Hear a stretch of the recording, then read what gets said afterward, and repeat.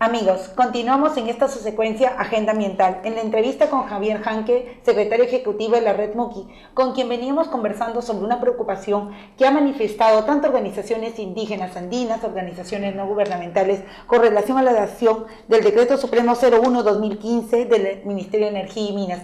Con él hablamos en la primera etapa sobre esas preocupaciones y ya hacia el final de esa primera sección conversábamos contigo, Javier, sobre un contexto de desregulación y de preocupación que hay por flexibilizaciones de medidas. Hablabas de la ley 30-230 y otras medidas que se vienen dando. Coméntanos un poco más desde la percepción en la aplicación misma del sector minero, que es el seguimiento que ustedes hacen. ¿Cómo ven estos temas? Exactamente cuáles son las preocupaciones y si han visto algún caso puntual donde esto se hubiera aplicado. Bueno, las normas evidentemente están afectando seriamente la problemática de las comunidades. Hay una revisión de expedientes que se ha hecho desde instancias de gobierno. La Defensoría del Pueblo, por ejemplo, lo ha hecho. Y nuestra preocupación es que en la práctica está vinculada con las normas y con la aplicación de la consulta previa en sí misma.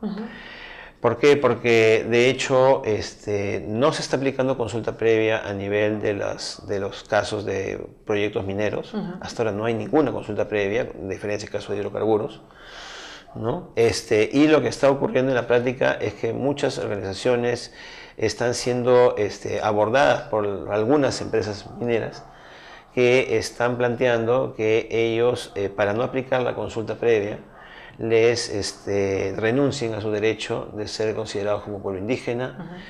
Y la preocupación también está vinculada respecto a que las instancias de gobierno que están dedicadas a plantear el reconocimiento de estas comunidades, organizaciones de pueblos indígenas en la famosa base de datos como es el Viceministerio de Interculturalidad, lo que están haciendo es entregando informes a instancias de gobierno como el Ministerio, en las cuales no están sustentando el por qué no está declarando a ciertos pueblos como parte de la base de datos, ¿no? Y eso lo quiero vincular directamente también al tema de las tierras, porque finalmente, como parte de estas discusiones de aplicación o no de consulta, en su respuesta última al ministro Mayor, antes de irse también, que envía la Defensoría del Pueblo, él plantea, por ejemplo, que en la base de datos de pueblos indígenas no se ha incluido a ningún pueblo aymara, ningún pueblo quechua, ¿no?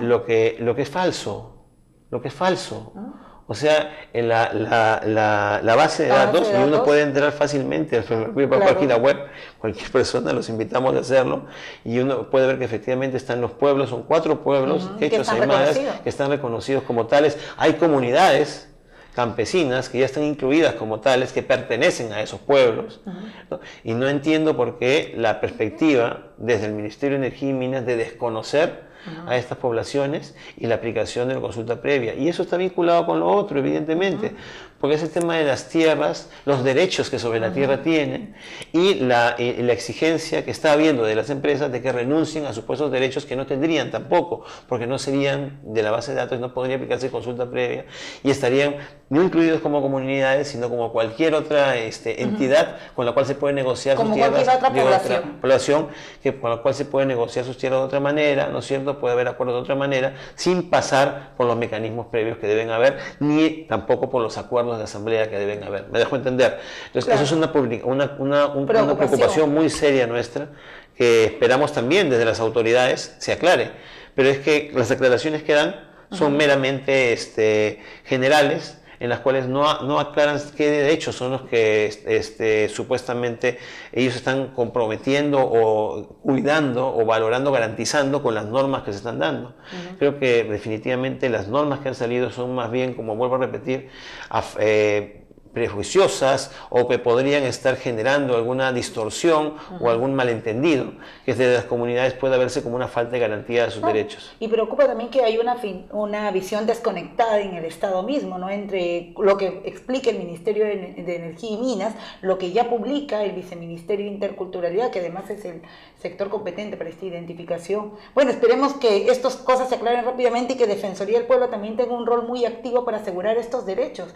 Y a propósito de eso. Un tema controvertido también que ha alertado Defensoría del Pueblo era que las oportunidades de consulta y minería no estaban muy claras, ¿no? O sea, en qué momento de todo lo que vendría a ser la actividad minera se debería hacer la consulta. Han habido una serie de versiones y propuestas al respecto. Solo hay una norma dada por el Ministerio de Energía y Minas, pero se entiende, al menos desde varias posiciones, que este es insuficiente.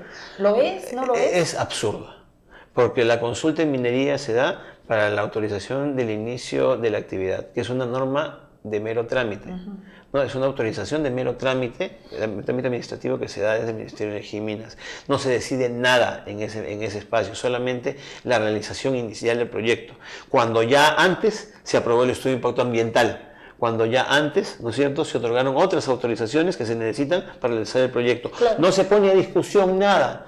Está totalmente tampoco el otorgamiento mismo de la concesión. Está vacía de contenido. Inclusive, ¿no es cierto?, nosotros también desde RedMuki hemos planteado en un documento de propuesta de políticas públicas para una minería que hemos planteado desde el año pasado, que debería efectivamente realizarse consulta desde el momento mismo en el cual se solicita un petitorio, porque ya hay información suficiente para poder establecer los impactos que podría generar en ciertas poblaciones en las cuales se podría estar realizando el proyecto.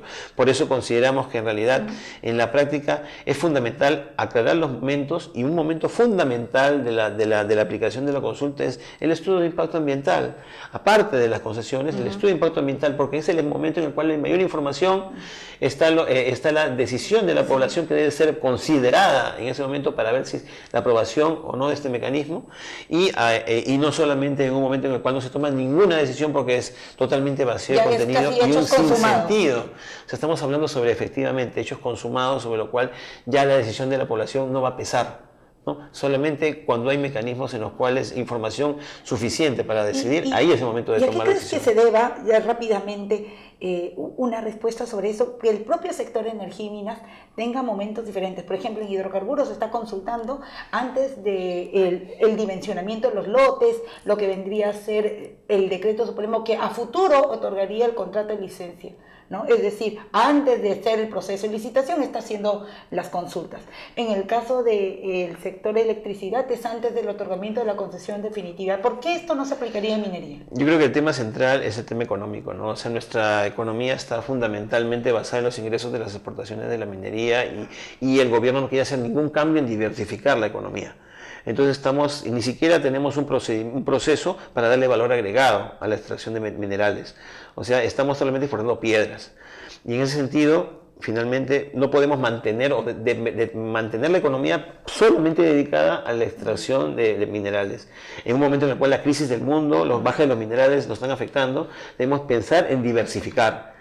Y eso es necesario. Si mantenemos esta situación, claro, vamos a tener una dependencia total de la minería y no vamos a tener cambios en lo que son estándares de calidad ambiental, social, etcétera, ¿no? Si no, van a ser más afectados los derechos de las poblaciones. Javier, nos ha quedado muy corto el tiempo. Te agradezco muchísimo tu participación. Será hasta una próxima oportunidad donde pondremos otros temas, tantos vinculados al sector minero u otros también del acontecer. Gracias nuevamente por tu participación, amigos. Gracias por su amable atención y los esperamos en una próxima secuencia de Agenda Ambiental para comentar temas de relevancia en el sector ambiental con repercusiones en lo económico, político, social. Hasta una siguiente oportunidad.